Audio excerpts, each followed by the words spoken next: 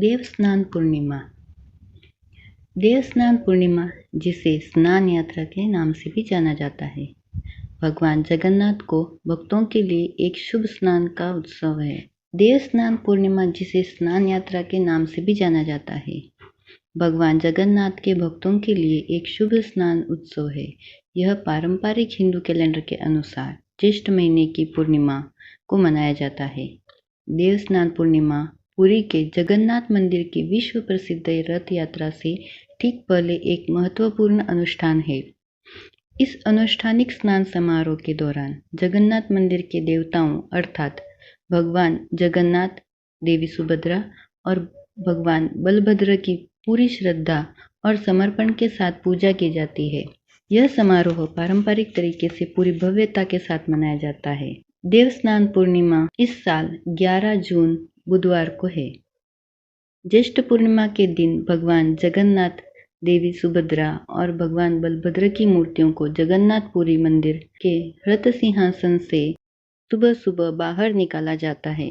मूर्तियों को एक जुलूस में ले जाया जाता है, जिसमें हजारों भक्त शामिल होते हैं और उन्हें स्नान वेदी या स्नान वेदी पर लाया जाता है।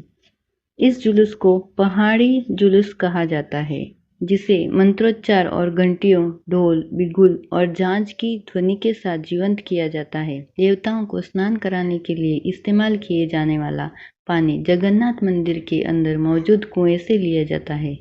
स्नान समारोह से पहले पुजारियों द्वारा कुछ पूजा और अनुष्ठान किए जाते हैं।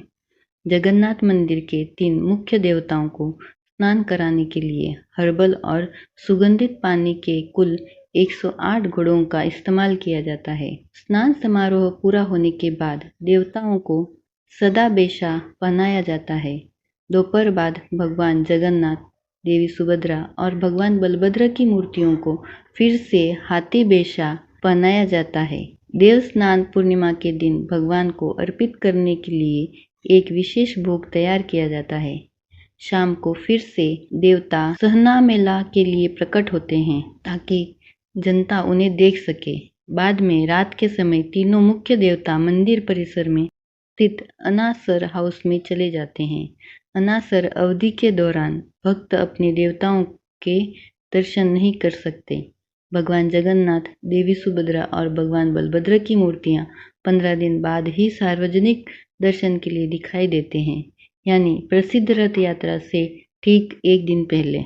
देव स्नान पूर्णिमा का त्योहार भगवान जगन्नाथ के भक्तों के लिए बहुत धार्मिक महत्व रखता है।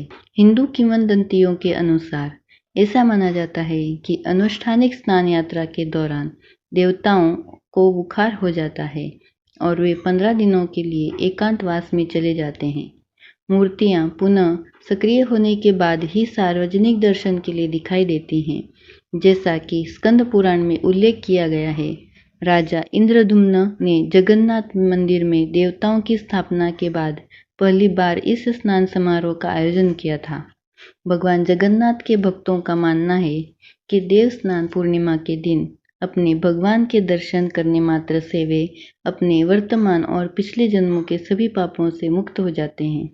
हर साल इस अवसर पर हजारों लाखों भक्त पुरी जगन्नाथ मंदिर आते हैं।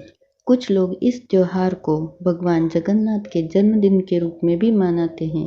देश के विभिन्न हिस्सों से भक्त आते हैं और इस अनूठे कार्यक्रम का गवाह बनते हैं।